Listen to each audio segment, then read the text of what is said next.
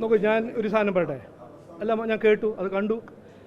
അതിൻ്റെ കോണ്ടെക്സ്റ്റ് എന്താണെന്ന് എനിക്കറിയില്ല.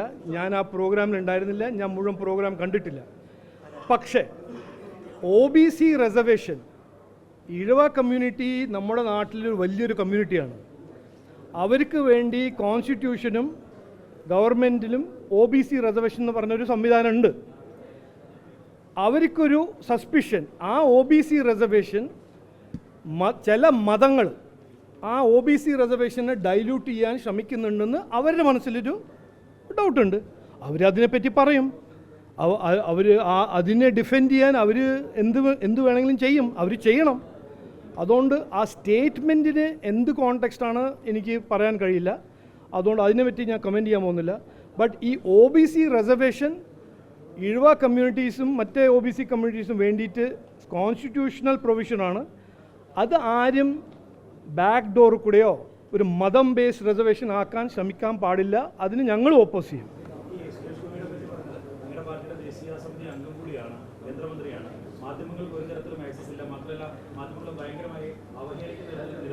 നോക്ക്, ഞാൻ അതിൽ എനിക്ക് ഒന്നും പറയാനില്ല.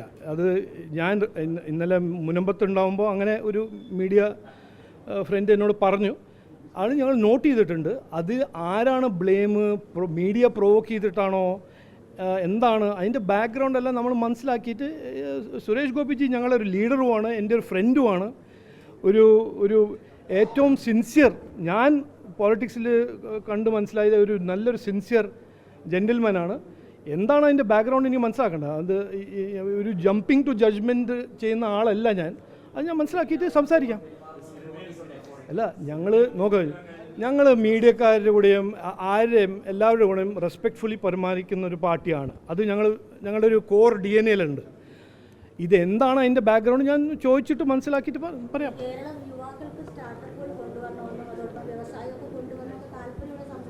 അതെ, കണ്ടു. അത് ഭയങ്കര ഒരു കൊണ്ടുവന്ന സാധനമാണ്.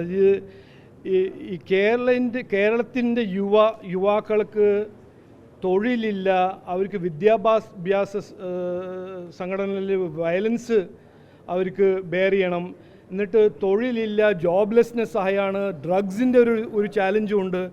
അതെല്ലാം കാണുമ്പോൾ ഇങ്ങനെ ഈ ലെവലിൽ കുട്ടികൾക്ക് ഒരു ഹ്യൂമിലിയേഷൻ സഹിക്കണം ഒരു ജോബിന് വേണ്ടിയിരുന്ന് കാണുമ്പോൾ എനിക്ക് സങ്കടമുണ്ട്. അതിനെ ഞാൻ രാഷ്ട്രീയമായിട്ട് കൺവേർട്ട് ചെയ്യാൻ നോക്കുന്നില്ല. ബട്ട് ഇതെല്ലാം നമ്മളെ യുവാക്കളുടെ വേണ്ട ഒരു ഭാവി, ഒരു പുതിയ തലമുറയ്ക്ക് വേണ്ട ഒരു ഭാവി ഇതല്ല. ഇവിടെ തൊഴിലുണ്ടാവണം, നല്ല പ്രൈഡോണ്ട് പണിയെടുക്കാൻ ഒരു അവസരങ്ങൾ നമ്മൾ ക്രിയേറ്റ് ചെയ്യണം. അതാണ് ഞങ്ങളെല്ലാം ആഗ്രഹിക്കുന്നത്. അതിനുവേണ്ടി ഞങ്ങൾ അധ്വാനിക്കും. ഞാൻ പറഞ്ഞില്ലേ, സംസ്ഥാന കൗൺസിൽ മീറ്റിങ്ങിൽ ഞാൻ പറഞ്ഞ മാതിരി ഞങ്ങളിവിടെ മാറ്റം കൊണ്ടുവരണമെന്നാണ് ഞങ്ങളൊരു ആഗ്രഹം. ആ മാറ്റം കൊണ്ടുവരാൻ അധികാരത്തിൽ വന്നാൽ ജനങ്ങളുടെയും യുവാക്കളുടെയും ഒരു നല്ലൊരു ഫ്യൂച്ചർ ഉണ്ടാക്കാൻ ഞങ്ങൾക്കൊരു അവസരം തന്നാൽ ഞങ്ങൾ ആ ഒരു പുതിയൊരു ഫ്യൂച്ചർ ഉണ്ടാക്കും, ഒരു വികസിത കേരളത്തിൻ്റെ ഒരു ഫ്യൂച്ചർ ഉണ്ടാക്കുമെന്നാണ് ഞങ്ങളുടെ ഒരു ദൗത്യം. എൻ്റെ ടീമല്ലേ ഇവിടെ നിൽക്കുന്നത്? എല്ലാ പ്രവർത്തകരും എൻ്റെ ടീമാണ്, ഞാൻ അവരുടെ ടീമാണ്. അതിൽ എൻ്റെ ടീമോ മറ്റൊരു ടീമോ ഞാൻ അങ്ങനെ ഒരു ടീം ഉണ്ടാക്കണമെന്നൊന്നും കാണുന്നില്ല.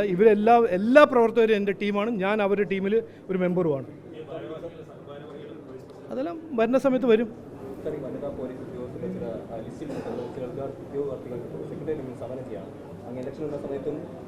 CPOs ഞാൻ എന്താ പറയേണ്ടത്? ഇത് ആശാ വർക്കേഴ്സാണോ, KSRTC വർക്കേഴ്സാണോ? പെൻഷൻ 4-5 മാസമായിട്ട് കിട്ടുന്നില്ല. വനിതാ പോലീസ്, CPO അവർക്ക് എൻട്രൻസ് എക്സാമെല്ലാം പാസ് ചെയ്ത് കഴിഞ്ഞിട്ട് അവർക്ക് തൊഴിൽ കിട്ടുന്നില്ല. സംസ്ഥാന ഗവൺമെൻറ് തൊഴിൽ കൊടുക്കുന്നില്ല. അപ്പോൾ ഇതെല്ലാം നമുക്ക് കാണാൻ പറ്റുന്നൊരു ഒരു സൗകര്യമല്ലേ, ഇത് കാണുന്നതല്ലേ.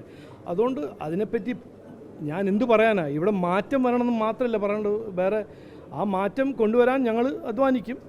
ജനങ്ങളെ സപ്പോർട്ട് ചെയ്യണമെന്ന് ഞാൻ അഭ്യർത്ഥിക്കുന്നു.